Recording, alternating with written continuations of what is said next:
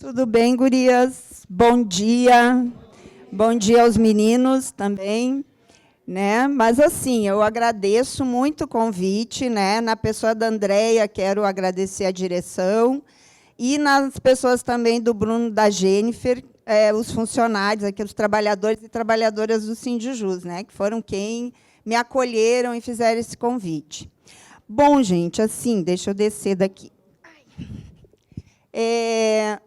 Quando me passaram o tema, eu digo socorro, né? Porque como que a gente discute, olha quantas dimensões abrange falar em saúde e qualidade de vida das mulheres. Né? Por onde começar? São tantos, né? Tantos fatores que incidem sobre nós, e é muito difícil. Muita gente diz assim, não se mistura trabalho e vida pessoal. Isso é uma mentira, né, gente? Porque o ser humano ele é um todo. Assim como a minha vida pessoal influencia no trabalho, o trabalho influencia muito na minha vida pessoal. Então, como que a gente, aí falando especificamente de nós, mulheres, como que eu ia trabalhar isso? Aí eu tenho buscando, né, lendo, relendo coisas que eu tinha de saúde, eu achei muito interessante chegar em 3 termos, assim, né, em 3 dimensões que acho que dão conta de uma boa parte do que a gente quer falar aqui. E eu espero que eu possa contribuir com vocês. Né? Mas, então, eu trabalhei os meus dados no sentido de focar trabalho, tempo e vida das mulheres. Porque é no trabalho que a gente encontra os grandes desafios, que a gente se depara com o machismo, com o patriarcado, né, no dia a dia das relações, e é no tempo que a gente vivencia esse patriarcado lá na vida pessoal, o machismo do dia a dia, e mais o trabalho. Né? E tudo isso vai definir qual é a qualidade de vida que a gente, como mulher, vai ter. Então, é um pouquinho essas dimensões que eu busquei trabalhar. E aí, gente, assim, na saúde do trabalhador, né, eu e toda a equipe com quem eu já trabalhei, trabalha com o conceito de psicodinâmica do trabalho, que o professor Eloane, que a Jane deve conhecer, meu mestre, meu amigo e mestre, né, que foi um dos precursores, junto com a Margarida Barreto, da questão do assédio moral aqui no Brasil. Né, eu pedi permissão para ele, e ele me deu ok, assim, que esse termo está legal, né, tanto a Margarida quanto ele. Que a psicodinâmica do trabalho, para a gente compreender o método, é um método Paulo Freire da saúde do trabalhador. Né? É onde o sujeito, a sujeita, né, a mulher, o homem trabalhador, trabalhadora, ele vai transformar o seu local de trabalho a partir do seu conhecimento, da sua experiência, da sua vivência e do diagnóstico daquilo que tem que ser transformado, ser mudado. Né? Ninguém alcança a saúde no trabalho se a gente não tiver a participação do conjunto ali, né? De todos nós e todas nós, que ninguém mais sabe do que a gente o que é o trabalho, né, do dia a dia, a tarefa que tu desempenha no dia a dia. Ninguém conhece mais do que nós que estamos ali fazendo essa tarefa. E a gente, na psicodinâmica, trabalha com 2 pressupostos muito importantes, né, que é o controle sobre o processo de trabalho. Quer dizer, eu tenho condições de participar do processo de trabalho, das modificações, da organização desse trabalho, de como é que isso vai se desenvolver. Né, eu tenho formação para isso. E o controle também dos ritmos. Né, quer dizer, aquilo que até a Jane estava falando. A questão de, assim, eu aguento a carga, eu aguento o ritmo, há um equilíbrio entre o que eu preciso fazer e a quantidade de funcionários, trabalhadores que tem no local de trabalho. Isso está equilibrado, né, ou não. Então, e isso é uma coisa também muito individual, né, gente? Eu aguento uma carga que ela pode não aguentar, ou vice-versa, né? Então, a gente precisa ter esse respeito à individualidade da trabalhadora, né, do trabalhador. Jornada também, que é uma questão hoje, né, do trabalho, que está completamente em zona cinza, porque, a partir do processo eletrônico, a partir do WhatsApp, do e-mail, o tempo de vida de trabalho e o tempo de vida privado, eles estão completamente misturados, né? E isso abre uma margem para uma série de violências no trabalho também. Pode passar? Aí eu queria até aproveitar o gancho da Jane, gente. Nós estamos trabalhando, né, em conjunto. Assim, eu fui 2 vezes coordenadora na federação nossa, do Judiciário Federal, no FENAJUF. Agora nós temos aqui a Lucena, que me sucedeu, com muita honra.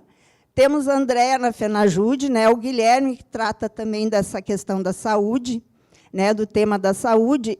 E a gente desenvolveu uma pesquisa nacional de saúde que abrangeu todos nós, tanto o Judiciário Federal quanto o estadual, no Brasil todo. Esse resultado até foi apresentado agora no seminário do CNJ. E a gente também está construindo uma parceria, gente, tanto FENAJUF quanto FENAJUD, e precisamos muito dos sindicatos de base envolvidos nisso, que é a construção do Observatório Nacional em Atenção à Saúde do Servidor, federal e estadual, né, do Judiciário, assim como também o Fórum Nacional de Combate ao Assédio Sexual e Moral no Trabalho, né, do Judiciário Brasileiro. Né? São ferramentas que a gente precisa construir, mas precisa ter a base até lá em cima, né? Senão não funciona.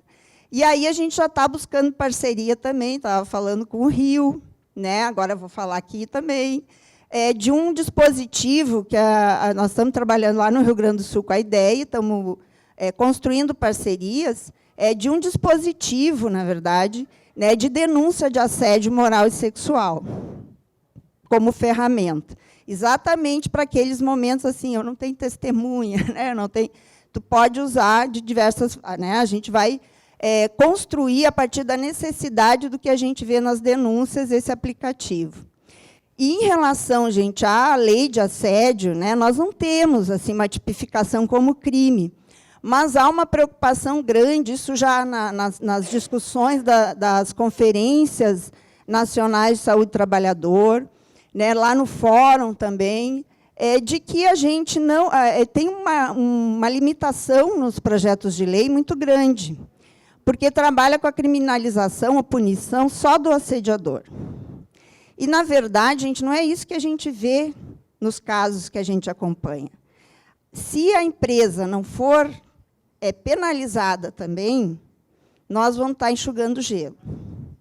Porque a empresa vai dar... O coitado do assediador lá, coitado, entre aspas, né? Mas ele vai tomar um pé na bunda e vão botar outro no lugar, gente, que vai fazer a mesma coisa. Outra. Né? É uma questão de assédio moral como ferramenta de gestão. Né? Então, assim, é o que a gente vê no judiciário direto, gente.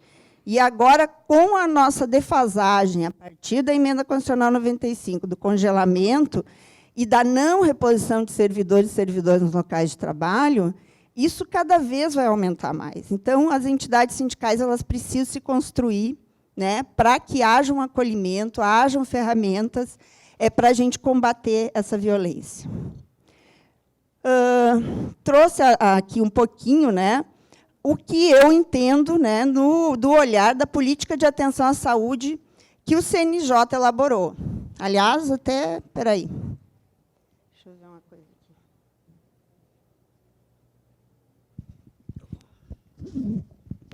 aqui. Esse aqui foi um material agora mais recente, do CNJ, Saúde Mental e Trabalho no Poder Judiciário. Tá? Bom, gente, assim, não é que não tenha conceitos corretos aqui. Tem. O problema é quando eles vão apontar a solução.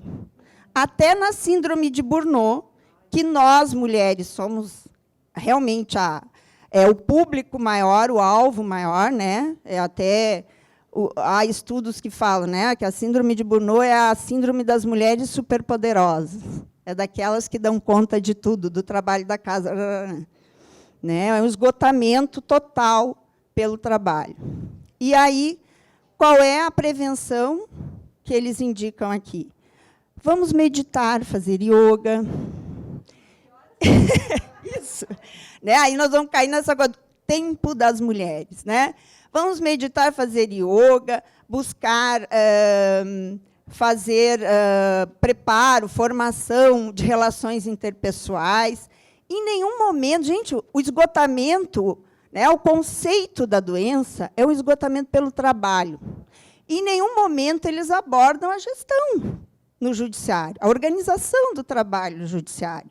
Isso é assim, ó, me desculpe, mas é uma falta de respeito. Né? Não dá para engolir isso aqui. Fiquei muito braba quando eu li isso aqui. Muito brava mesmo. Né?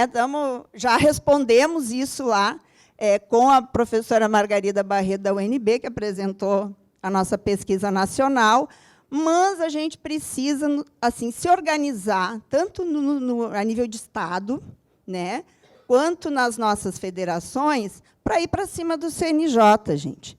E por que eu vou falar isso? Pode passar. Eu trouxe para vocês aqui um quadro, tá, que é da pesquisa, isso está na página do CNJ. Né, é uma publicação de pesquisa de saúde de magistrados e servidores do Poder Judiciário. Então, dos afastamentos, gente, em 2018, tem um recorte de sexo, por sexo. Isso é dado geral, de todo o Poder Judiciário, pegando estadual e federal. Tá? Olha a diferença, gente, por CID, né, por Código Internacional de Doença, enxaqueca, 80% eram mulheres, 20 homens. Cefaleia, 76 mulheres, 24 homens, 24%, né?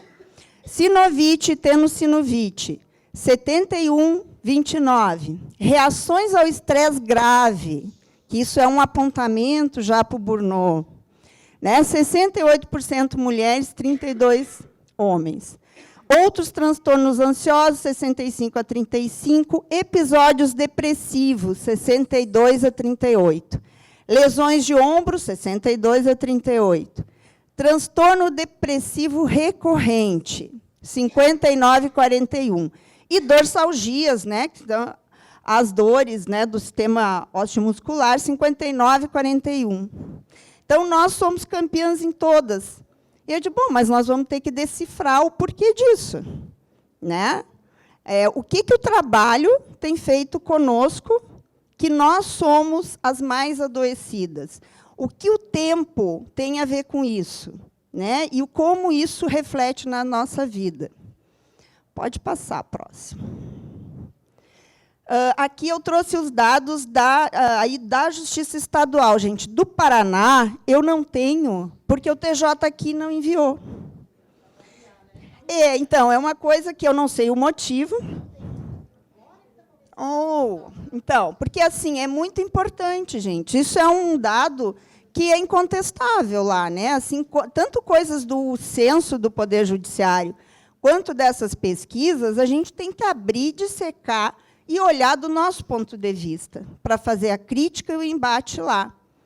Né? Então, assim, aqui, no estadual, o ramo todo no Brasil, fora o Paraná, mas, se a gente olhar aquela tabela anterior e bater com isso aqui, não vai dar grande diferença. Né? Assim como a nossa pesquisa nacional, nós temos vários estudos lá no Rio Grande do Sul, e tu batendo com a pesquisa nacional, é mais ou menos a leitura, é uma média, né, do que acontece num lugar, acontece em todos.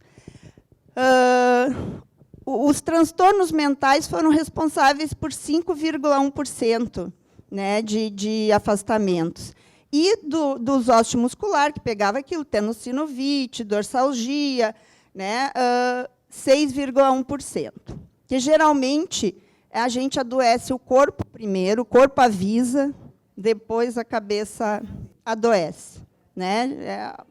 Nem sempre é assim, mas normalmente é esse o ciclo, né? Pode passar. E aqui, né, eu trouxe também dados do Poder Judiciário, do censo, que é lá de 2013. Só que assim, né, gurias, só tem de magistrada. Essa pergunta de recorte de gênero sobre discriminação no judiciário só foi feita para magistrada, não foi feita para servidora. Tá? Mas, igual, eu quis recortar, porque tem umas coisas muito interessantes para a gente pensar sobre esse trio, né? Que é o trabalho, o tempo e a vida das mulheres. Percentual de magistradas que tiveram, né, sentiram ou vivenciaram reações negativas por parte de outros profissionais do sistema de justiça por ser mulher. Aí eu peguei só do recorte do estadual geral, né, do ramo do judiciário estadual. 31,2% responderam que sim, que elas vivenciaram no seu dia a dia de trabalho reação negativa pelo fato de ser mulher. Né? Quer dizer, a gente enfrenta, além de toda a pressão e a carga de trabalho, tu ainda enfrenta aquele tipo assim, o que tu está fazendo aí? Aí não é lugar de mulher. Né? As sindicalistas também sentem muito isso.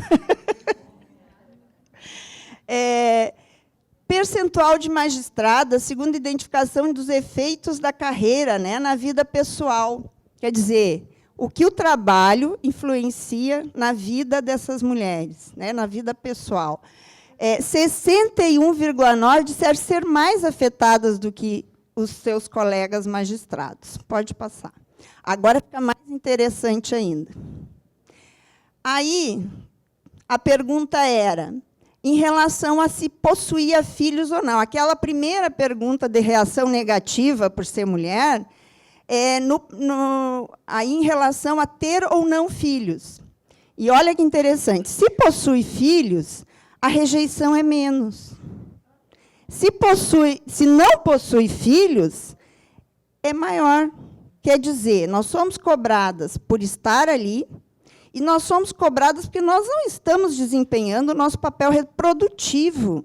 Nós estamos colocando a nossa carreira à frente do nosso papel reprodutivo. E aí entra muito essa discussão, né, muito importante, que é do trabalho produtivo e do trabalho reprodutivo, que, na verdade, fica todo em cima de nós, os dois. Né? Então, isso, eu achei esse dado assim, fantástico por esse recorte, gente. Quer dizer, eu não ter filho, eu escolher não ter filhos, me torna socialmente menos apreciável, com menos valor. Gente, o que é isso? Não é? E, ao mesmo tempo, eu tenho que trabalhar que nem homem, ou melhor, se eu quiser, né, ter uma carreira.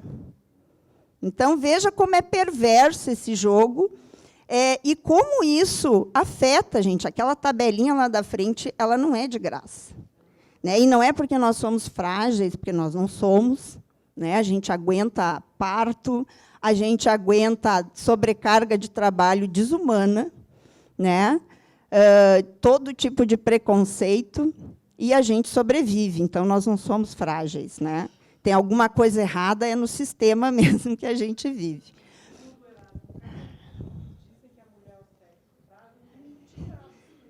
Então, pode passar. E aí, né, a questão da segunda pergunta, aquela, se afeta a vida, né, pessoal, a carreira, se tem ou não tem filhos. Né? Então, as mulheres que não têm filhos, claro, elas têm uma responsabilidade a menos. Então, afeta menos. Isso até é uma lógica, né, nisso tudo. Por quê? Porque ainda a criação dos filhos e o cuidado dos idosos é um trabalho feminino. É nossa responsabilidade. E é nossa responsabilidade também, sinto muito, virar esse jogo, né? Porque isso não é justo socialmente. Então, a gente precisa cobrar da sociedade, a gente precisa construir mecanismos da nossa organização para contestar isso e para mudar esse jogo. Pode passar. Aí eu trouxe o percentual na Justiça Estadual, né, entre homens e mulheres.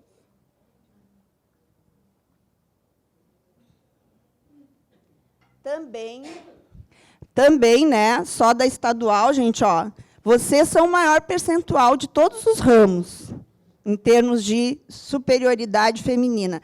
Nós somos maioria em todos os ramos, mas na estadual nós somos mais ainda. Somos mais presentes. E, claro, né, gente, as mulheres elas buscam o serviço público por quê? Elas buscam o serviço público porque lá fora nós temos uma desigualdade salarial que ainda chega, né, a 20%, 30%. E as nossas companheiras mulheres negras recebem até, olha, mais de 40% menos que um homem branco. Fora. No serviço público, a gente busca porque tem uma igualdade. O problema é que essa igualdade não é plena, né, gente? Como é que é a ascensão na carreira entre homens e mulheres e entre mulheres brancas e negras no judiciário? Quantas mulheres negras a gente vê em posto de chefia no judiciário? Quantas desembargadoras, quantas juízas?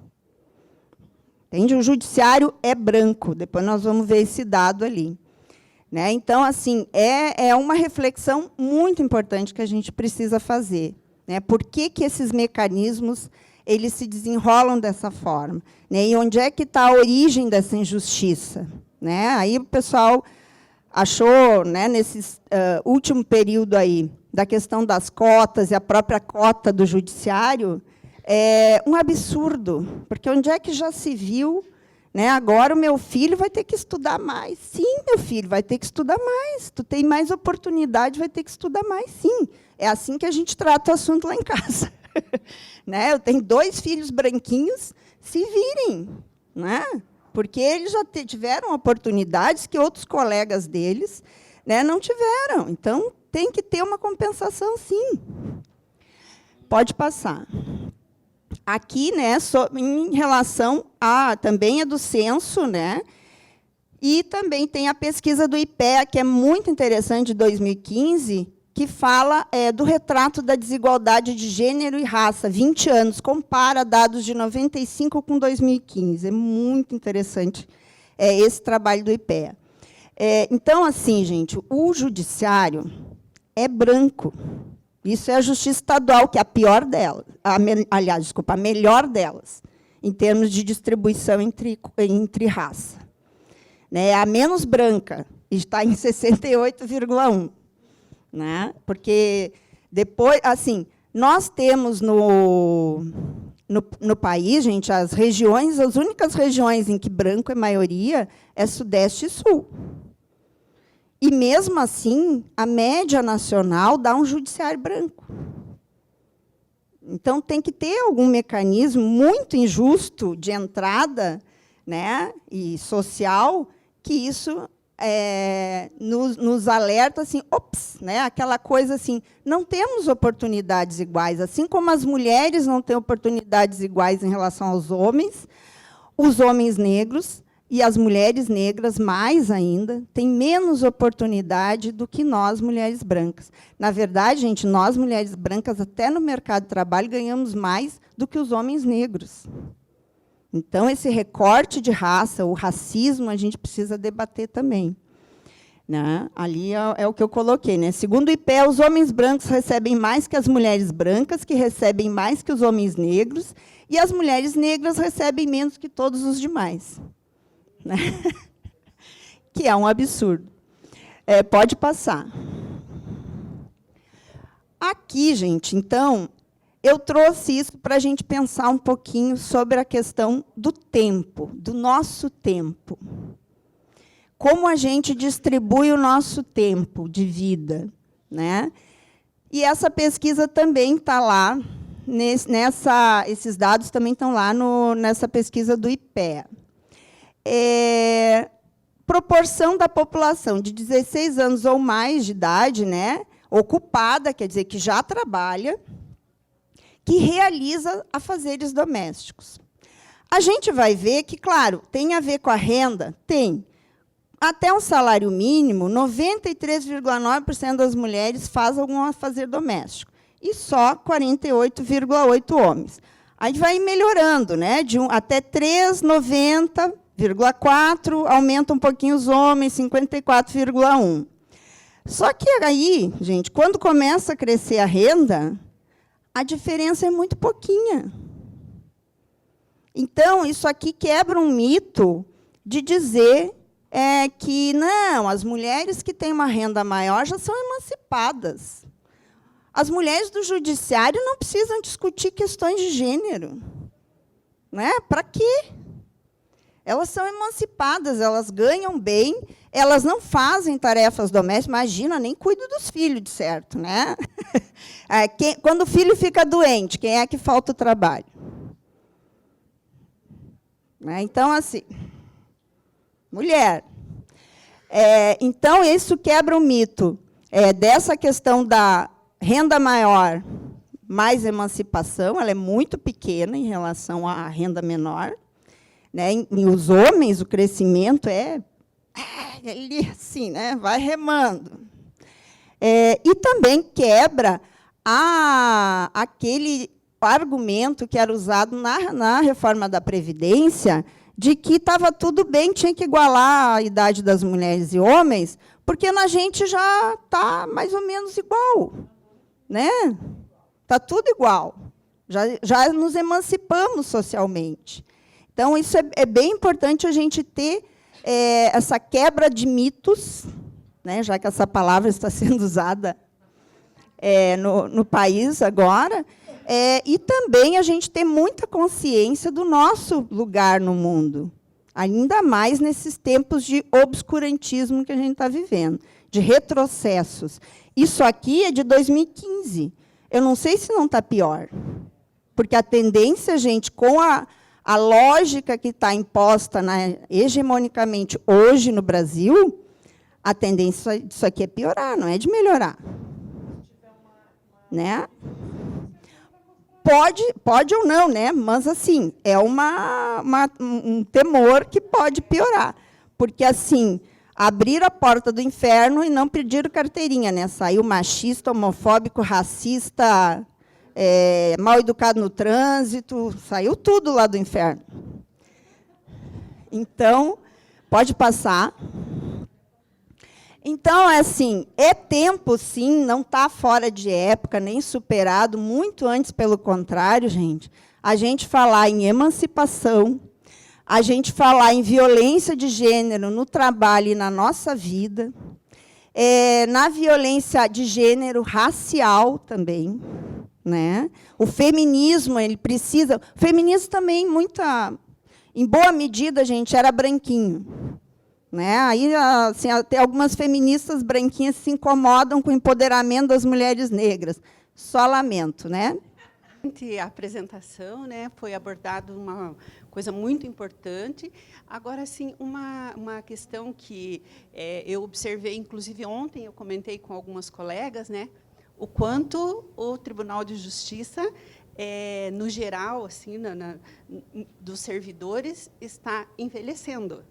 Né? Isso é uma preocupação grande também com relação à saúde, porque nós, pela nossa plateia aqui, dá para a gente avaliar o quanto precisa essa preocupação, porque não tem uma reposição, né? A gente cada vez menos vê os concursos ou a reposição da força de trabalho, né? E a demanda só aumenta.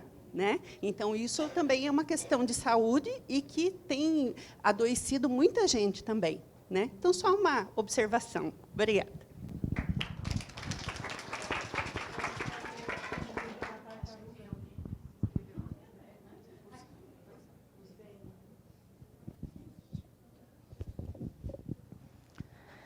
Bom dia a todas. Eu sou Celeste, do Sintage Bahia. Quero, inicialmente, agradecer ao Sindijus pelo convite, pelo evento maravilhoso, que agrega tanto. Né?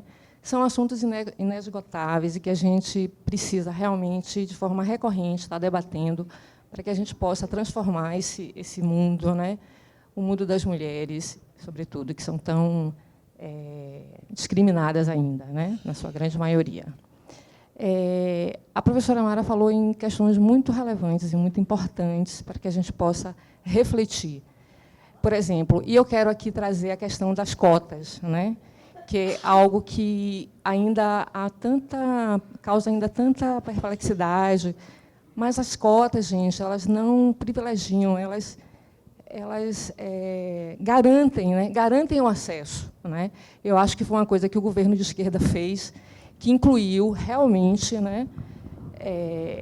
Foi um projeto de inclusão e que é preciso que a gente ainda leve isso à frente para que, no futuro, isso possa ser transformado de uma outra forma, um outro projeto.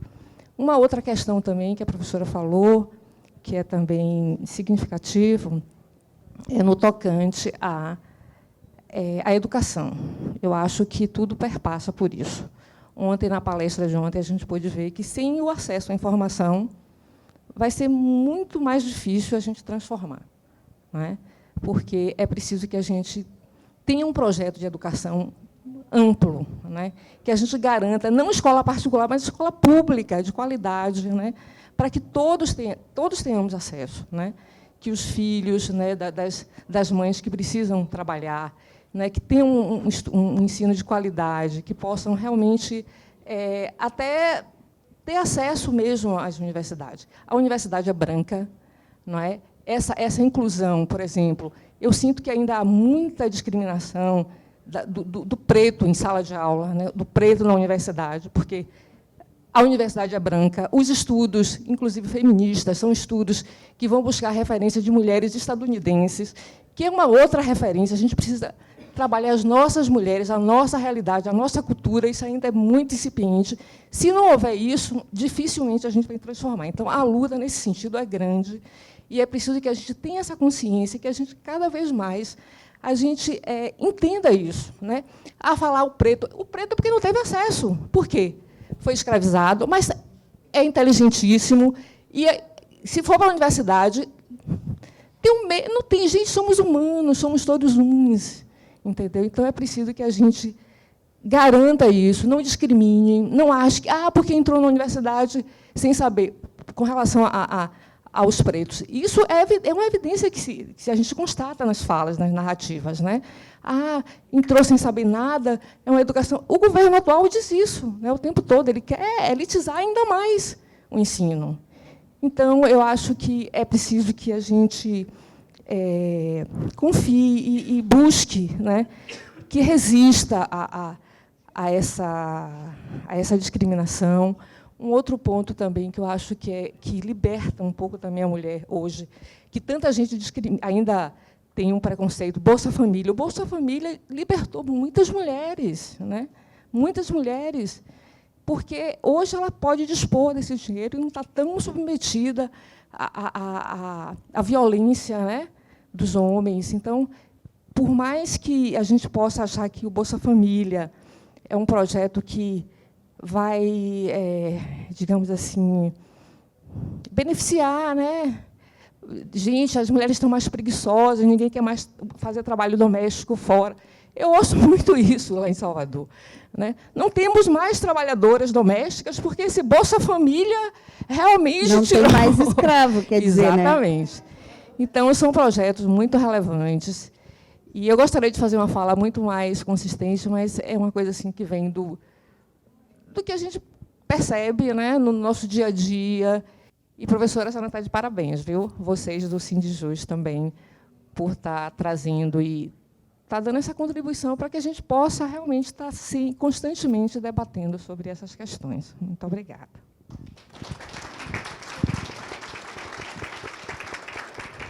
A gente entende, né, mulher razão, mulher emoção, né? Começa a falar assim de quem vive essa situação, precisa do Bolsa Família, né? O Minha Casa Minha Vida mesmo foi um projeto assim maravilhoso, né?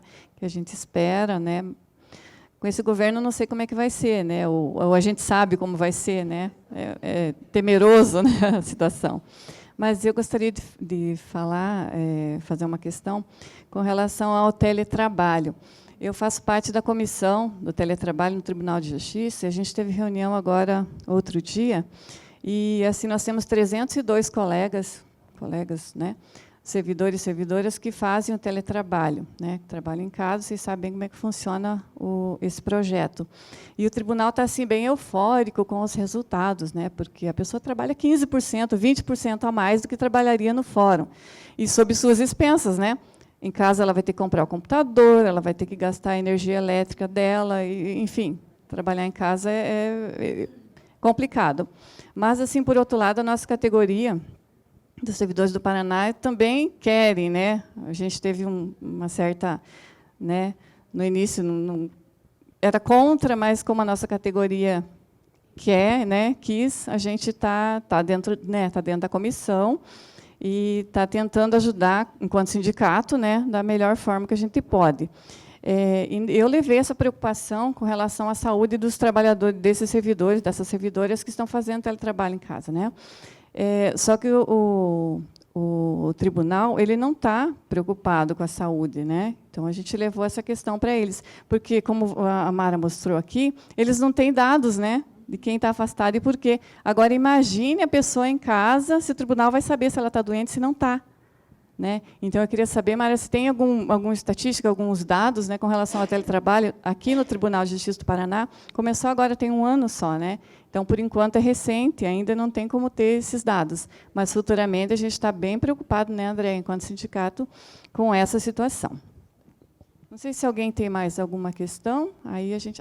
você, verdade. Deixa eu falar aqui do canto. Boa tarde. Eu acho que... Bom dia, né? Não sei. Eu já estou com fome. A minha questão é o seguinte.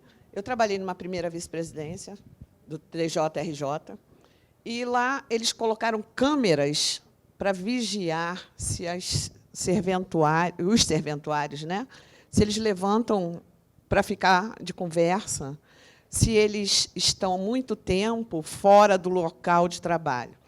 Sendo que, quando tínhamos processos físicos, nós tínhamos mesas cheias e tínhamos que abaixar para o dia seguinte. Então, nós dávamos conta de 25 a 30 processos físicos. Hoje em dia, eles colocam 60, 70 processos na mesa. E os colegas estão tendo que dar conta, porque no dia seguinte tem mais 80. E estão adoecendo demais. E a chefia não quer saber disso. A pessoa está levantando, está demorando, porque tem que esticar um pouco a coluna, porque tem que melhorar a visão, porque estão ficando com a vista cansada, estão com tendinite, estão com todos os problemas que antes eram só dos digitadores. E hoje, com todo o trabalho sendo digital, eles não têm a mesma legislação que os ampare. A legislação existe, mas o tribunal, que é a Casa da Justiça, não cumpre a sua legislação. Então, você que trabalha, você tem mais e mais e mais a fazer. Então, as pessoas estão adoecendo, estão ficando com problemas psíquicos, estão ficando totalmente debilitadas para o trabalho. E chegam em casa, muitas vezes, descontam em suas famílias aquilo que não pode descontar no chefe. E, quando nós tínhamos desembargadores, nós tínhamos um melhor trato do que com as desembargadoras. Eu não entendia por quê, não entendo por quê. Elas são mais rígidas, elas fazem maiores cobranças, elas parecem que não têm a mesma constituição física que nós, mulheres. Elas exigem muito mais do que os homens, por incrível que pareça. Eu tive a experiência de trabalhar com vários desembargadores e, quando passaram a ser mulheres, a dificuldade aumentou. Elas acham que nós temos, sim, que trabalhar, e não interessa se você está doente, não interessa. Você tem que estar lá. Sua mesa está cheia, mas você tem que dar conta. Eles não querem saber que você é mulher, que você tem tripla jornada e que isso tudo afeta no desenvolvimento do teu trabalho. O trabalho tem que ficar pronto. O TJRJ é o mais célere do país, mas não cuida dos seus serventuários. No geral, não cuida dos homens, não cuida das mulheres. Os que estão mais velhos, os que estão mais novos. E muito tempo sem aumento salarial, mas as cobranças aumentando, o número de serventuários adoecendo está gigante, está muito grande, e, ainda assim, precisam, né, justificar por que faltou, e faltou um pouco mais. Não, mas você, dor de cabeça, toma um comprimidinho e volta para o trabalho. Né? Não está tendo nada para cuidar da saúde do serventuário. Nós estamos sofrendo cada vez mais, o número de servidores está muito pequeno, tem cartório civil que tem 3 funcionários, aí botam 3 funcionários, 2 estagiários que não sabem nada, que estão iniciando na faculdade de Direito, e você fica igual um louco, você tem que ensinar o trabalho para um estagiário, porque ele não sabe, ele não tem a responsabilidade, mas, se der errado, a culpa é sua. Então, isso tudo, nós temos que realmente nos unir e conscientizar a nossa categoria, que eu acho que está um pouco apática, não está lutando. Nós estamos perdendo direitos a cada dia. Nós estamos perdendo os nossos espaços, nós estamos perdendo saúde, estamos perdendo, inclusive, nossas famílias, porque nós temos que passar tantas horas lá para dar conta, que, quando chegamos em casa, só temos vontade de tomar um banho e dormir. Muitas vezes nem se alimentam, porque o problema é o cansaço. Amanhã eu tenho mais 80 processos para dar conta. Tá? É o que eu tinha a dizer. Muito obrigada a vocês por me ouvirem.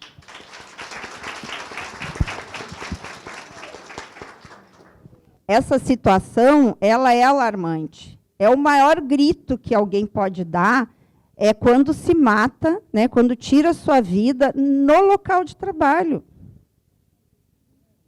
Deveríamos parar tudo e ver o que estava acontecendo. Né? Mas é um sistema tão desumanizado que, a primeira vez que um colega se jogou lá do prédio, houve resistência de suspender o expediente.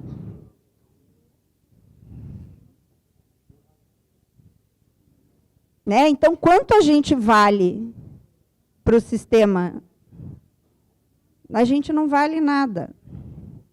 Entende? Então, é isso que a gente precisa também pensar para devolver na nossa organização, porque, se nós não fizermos por nós não vamos, ninguém vai fazer.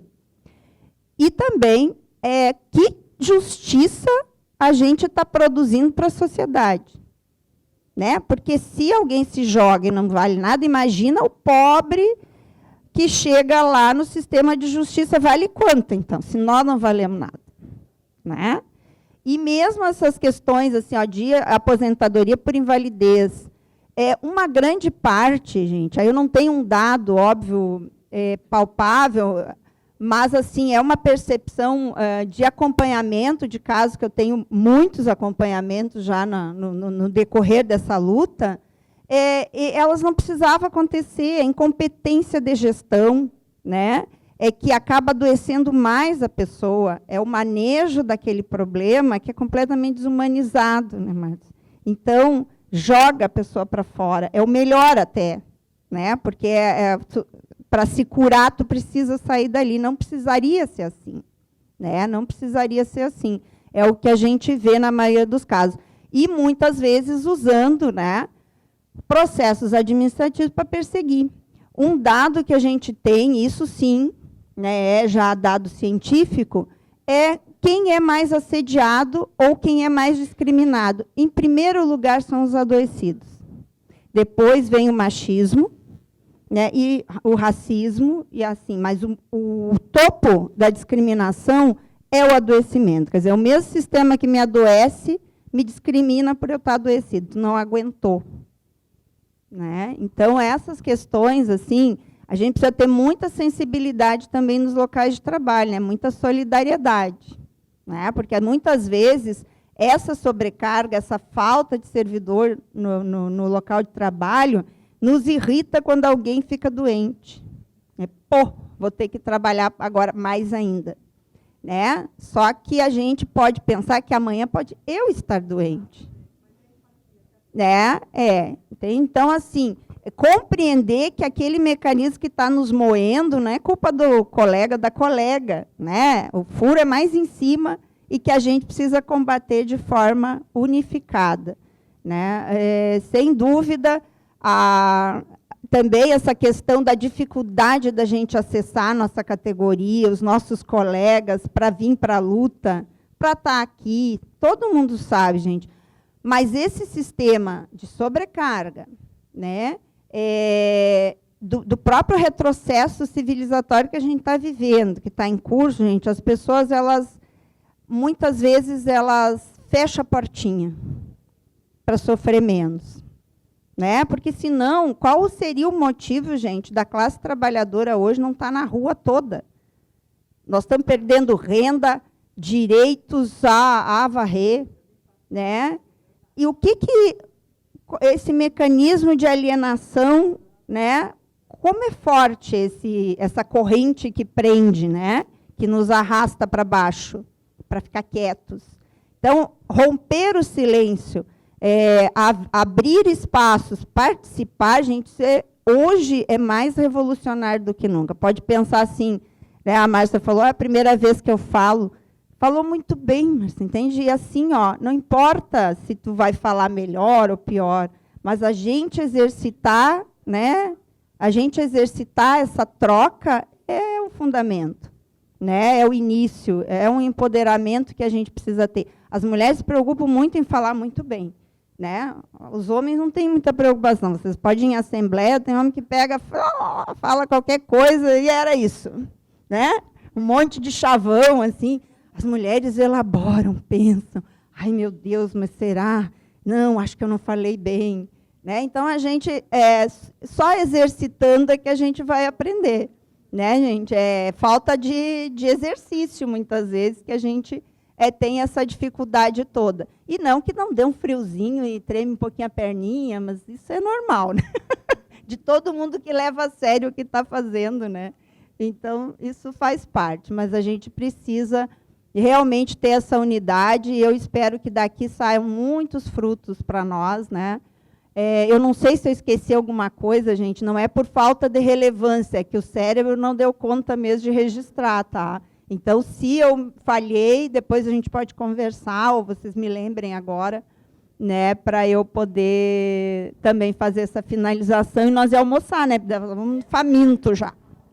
Beijo, então, para vocês. A gente vai ficar até de noite aí e a gente se fala.